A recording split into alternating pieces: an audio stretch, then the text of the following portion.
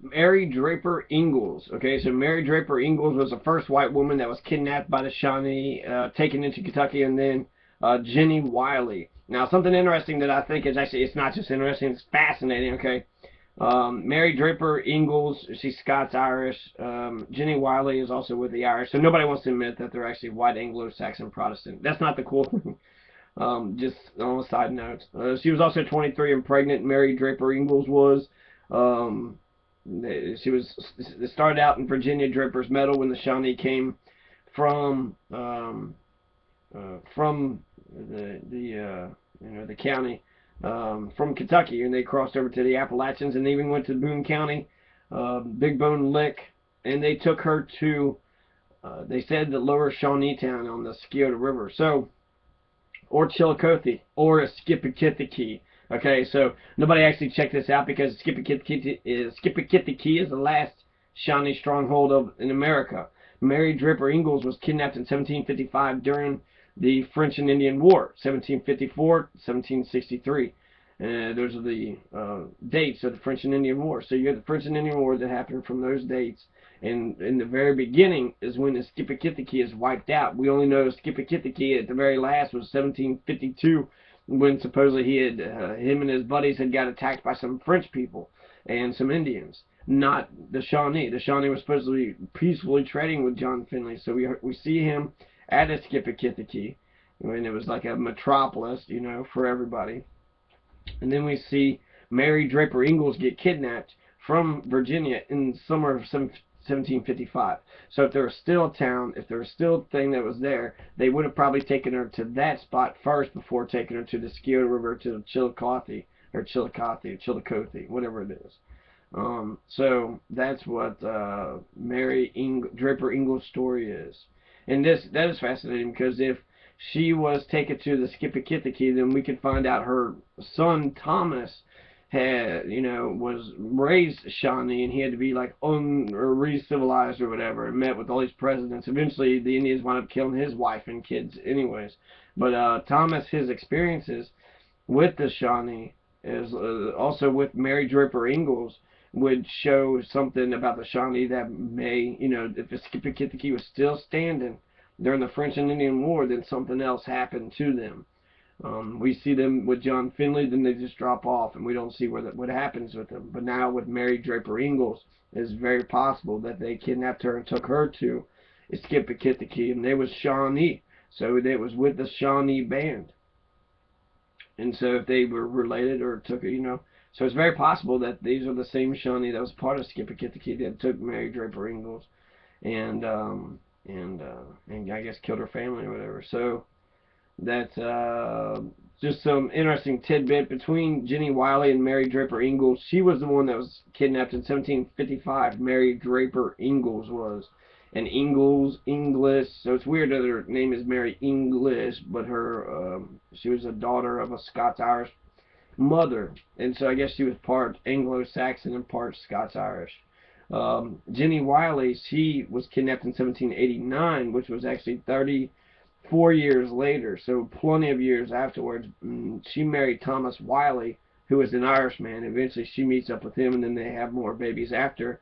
So they both get captured, or kidnapped and captured by the Shawnee or Cherokee peoples, and then they both escape and live. And both of them had children who had died. There's a lot of similarities between the two. Both had children that were killed, but I think Jenny Wiley's was actually more harrowing, because Thomas Ingles was actually adopted into the tribe, so her brother and two of the kids wound up dying in the initial attack.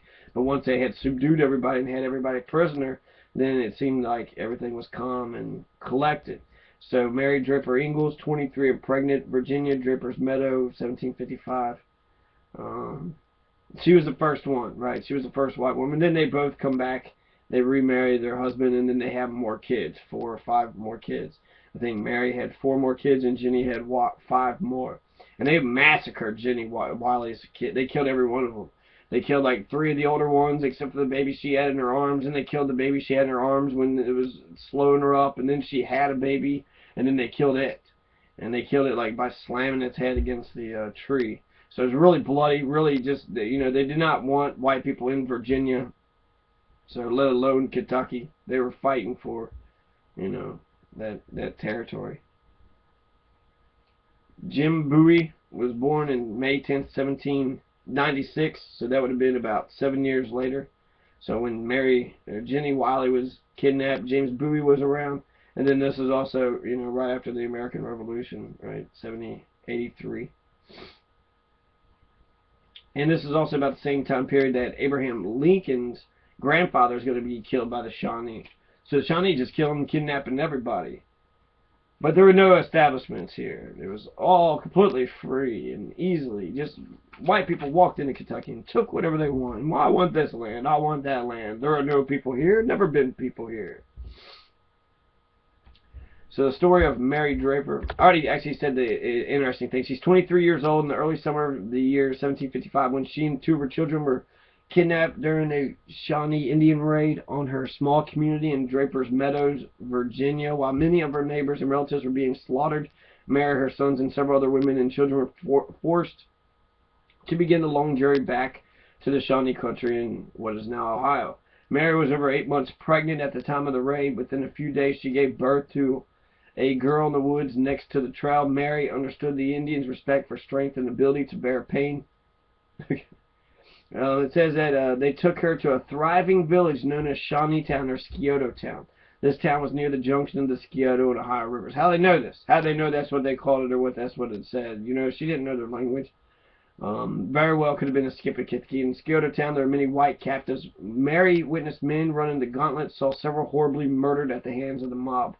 So they said there were many white captives. She even saw some of the men, prisoners, had to run a gauntlet. So basically it was just a big fun sort of beating that the Native Americans would give to the people that would make them run it. And supposedly Simon Kenton and Daniel Boone have run the gauntlet, and they weren't. Even Simon Girty had to run the gauntlet, and they showed that they were, you know, they were men, or at least they weren't murdered by the gauntlet. There was an auction. Many of her friends were sold off and moved further into Indian country. Mary and her two boys, however, claimed and protected by the Indian brave who had captured them and later adopted her two sons. Women were considered valuable to the Shawnee. She was fortunate to meet up with the two French traders living in the town. French traders were there. This is a Skippy-Kitty, man. She's in a Skippy-Kitty. Began to work for them sewing highly sought after shirts of red cloth. So red cloth was real popular. This work increased her value and further ensured her safety. Mary waited for her chance to escape, and then she escaped with an old Dutch woman, an old German Dutch woman. They go crazy. So Mary Draper Ingles is the cooler one, the cooler story, the first significant one, white woman being brought into Kentucky. She's brought to maybe the last known Shawnee village. Her son is raised in the Shawnee ways, knows Shawnee language, so he could have been at this last Shawnee village. And so we could actually learn a lot about the Shawnee people right at this. This is like such an important time that this happened. And she also met up with they had captured a German woman. And eventually the German woman goes crazy or something, which isn't surprising to me. Okay. On August 19th, 1782, the Battle of Blue Licks took place. The losses to the settlers were great. Daniel Boone even lost one of his sons and a nephew there. Just 2 short weeks later, Colonel John Floyd, head of the Jefferson County Militia, heard that over 100 Indians led by famous white renegade Simon Girty were still in the area. So Battle of Blue Licks happened. And then John Floyd. And then Simon Girty. Word was spread to call out the men to confront the Indians along Simpson Creek, about 8 miles south of our present location. 5 to 7 families had built a small station. It was named after Captain William Kinchilo. So where was William Kinchilo? The men from Kinchilo Station joined the party to search for the Indians. So they were looking for these Simon Girty Indians, the one who had attacked the Battle of Blue Licks. The area around here was covered with salt licks.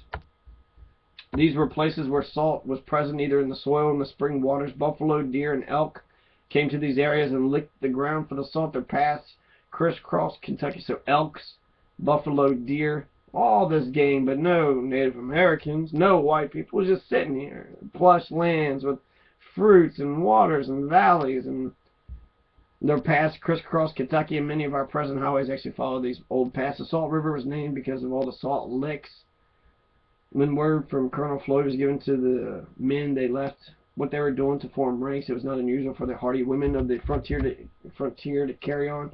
Many of them could shoot as well as a man. Most could wield an axe. Most of the children worked in the fields with their parents from a very young age. Some accounts say the women were attacked, while others say the men returned late that evening. They had failed to find the Roman band of Indians. They were weary and did not take their usual precautions. Early the next morning, the settlers were rising and preparing for the day.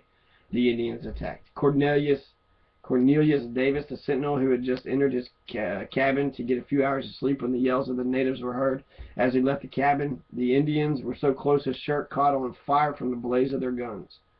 So Cornelius Davis, his shirt catches on fire from the blaze of one of their guns. As he stopped to reload, he was tomahawked to death. He should have reloaded. He should have ran and reloaded somewhere else. His two daughters were horrified at what they were witnessing. Then, quick as a spark from a fire, the Indians turned and tomahawked them to death. So Cornelius Davis is dead. Cornelius Davis's two daughters dead. Scene 2. Main attack. Most of the cabins were burned. Many times on the frontier, settlers were faced with amazingly difficult decisions. Saving several children often meant sacrificing others. If a woman left the safety of her cabin while under attack to go into the yard for the other children, she would open the door to a full-scale massacre. Instead, she had to stay hidden to protect the children inside while listening to the screams of those family members left outside. Mrs. Davis and the widow Davis fled the stockade as 5 of her children were being killed. Thompson Randolph's wife was killed early in the battle when a bullet passed through an unchinked cracked in the cabin wall. She never even had a chance to get out of her bed. When all had seemed lost, Mr. Randolph grabbed their child and fled the fort. Osborne Bland was killed trying to defend his family. His wife and 4 children were taken prisoner. William Harrison hid his wife and another woman under the floorboards of the cabin. He then climbed into the loft and out through the roof. As they were preparing to hide during the attack, Mrs. Harrison, the other woman, had found a keg of whiskey in the potato hole. So before hiding there, they ran out and placed it where the Indians could find it. The Indians were distracted by it and saved the women's lives, for the cabin was the only one not burned. It also bought more time for several others to escape. After the screams died down, Mrs. Harrison and the other women escaped to nearby Cox's Station along with young Benjamin Ash. Many of the Ash children were taken prisoner, including George. Later, settlers coming down the Ohio River from Pittsburgh were also often lured into Indian attacks by a young white boy yelling for help from the riverbank. And as they stopped, they realized he was an Indian decoy, and they were ambushed and often perished. The name of the famous adopted Indian was George Ash. He later returned to Kentucky, but his father had remarried, and George did not get along with his stepmother. He left Kentucky for Indians. He later lived in Lamb, Indiana, and married and raised several children. Several of the prisoners were killed on the march. Indians often killed very young children to keep them from crying. Anyone else who could not keep up the pace were also killed during the trail. Mrs. Ash and 2 of her children were murdered just beyond the settlement. Men following the trail after the attack came upon their bodies. Mrs. Bland, after seeing what had happened to Mrs. Ash, did not think she and her children even had a chance to survive. When she was sent by her captors for water while on the trail, she left her children with the Indians and escaped. She was found wandering in the woods 18 days later near the falls of the Ohio. She had nearly starved to death. Mr. Polk traveled to Detroit and bowled his family's freedom.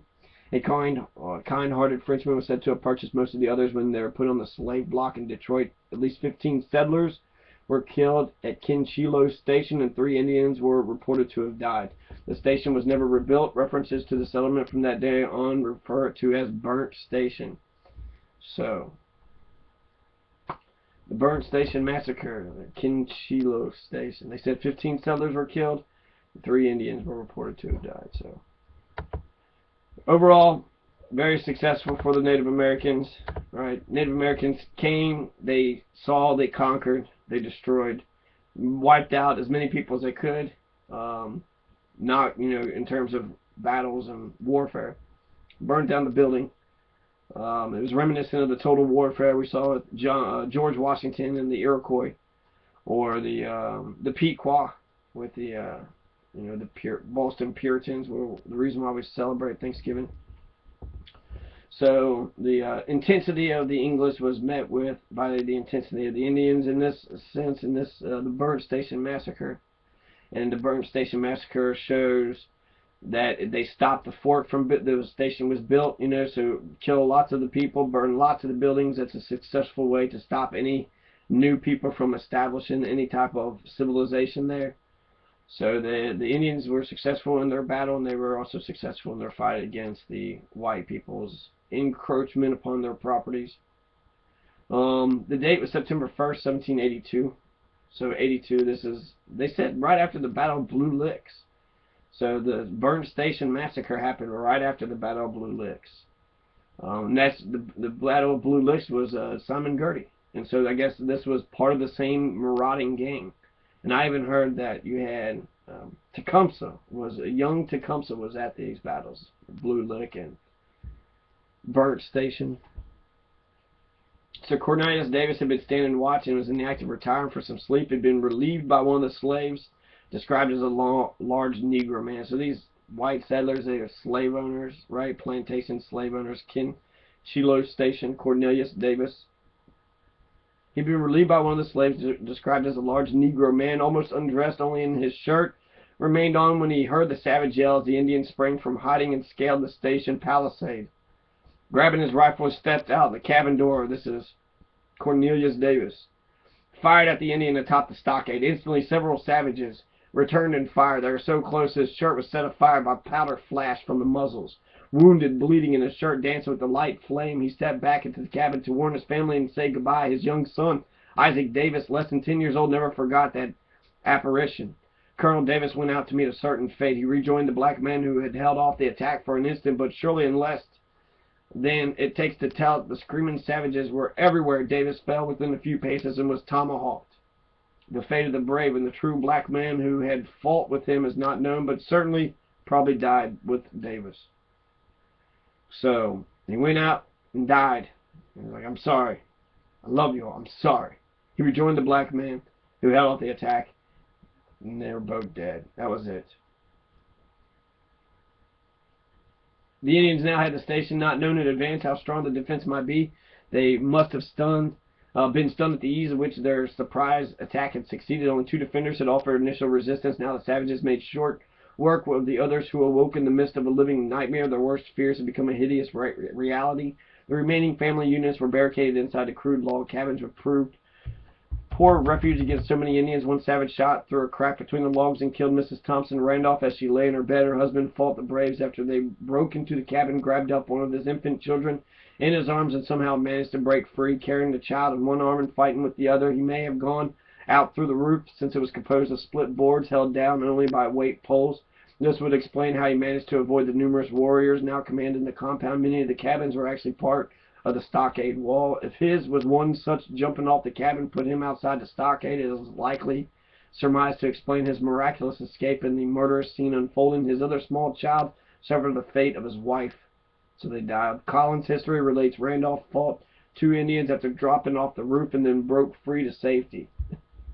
So he escaped off the roof and then ran. He wasn't hiding in the shadows. He didn't sell them out, right? He wasn't no Judas. William Harrison realized the chances for his wife and a relative to escape were slim. Their cabin had a hole for storage beneath the puncheon floor. He hid the ladies in this space, replaced the wide board, blah, blah, blah, and other things happened. So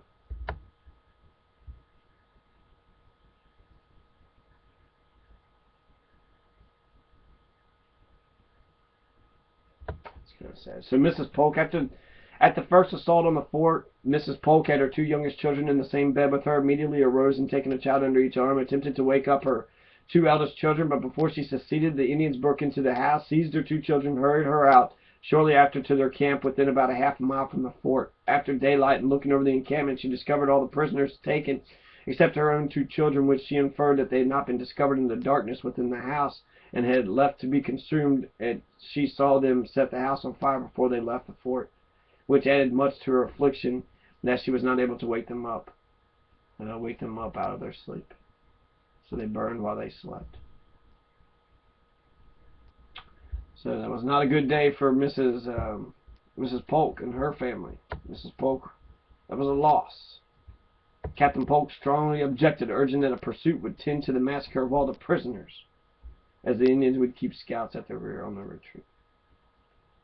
Colonel Floyd was advised of the melancholy occurrence. Colonel Floyd was an asshole. He lost this fight too, I think. But I thought he was closer over here. This sounds like it's all the way over by the Licking River, by the Battle of the Blue Licks, right? So where was the King Shiloh Station? I thought it was over here in Louisville. And then Floyd, because there was Floyd's defeat, that happened right here too. Just check out Floyd's defeat, and then I'll stop talking. But Floyd's defeat, this is named after James John Floyd. This is right here in Louisville, same place where Abraham Lincoln, the grandfather of Abraham Lincoln, James John Floyd, better known as John Floyd, a pioneer of the Midwestern United States around Louisville, Kentucky, where he worked as a surveyor for land development and a military figure. Floyd was an early settler of St. Matthews, Kentucky. So that's actually the rich part of Louisville. St. Matthews helped lay out Louisville in Kentucky. He served as a colonel of the Kentucky militia, participated in the raid of George Rogers Clark, and became one of the first judges of Kentucky. So John Floyd was huge. Floyd's defeat. What's Floyd's defeat?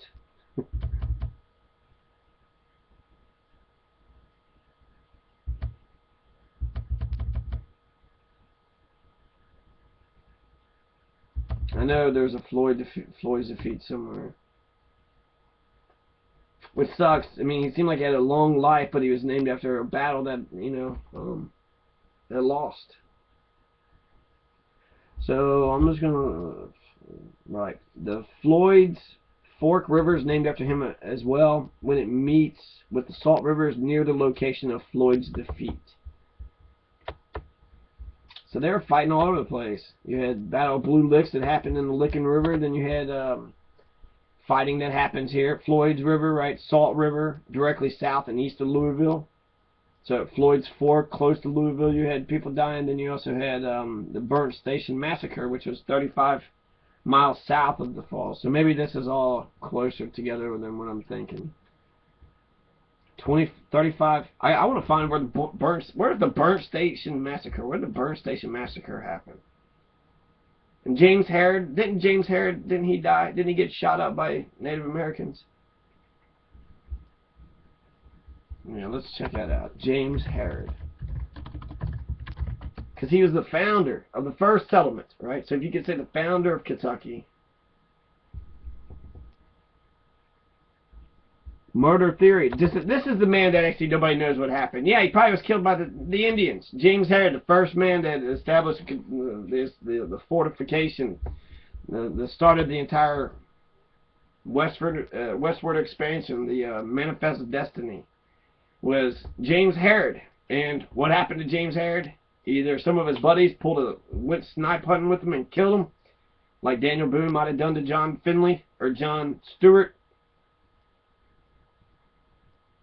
Or was the Native Americans retaliating against the white occupation, the Israeli, the Jewish, the Christian, the white Anglo-Saxon, Protestant occupation, the European invasion, the Inquisition, the Native American Inquisition, the genocide and the Holocaust of the Kentucky First Peoples of Kentucky. The Holocaust,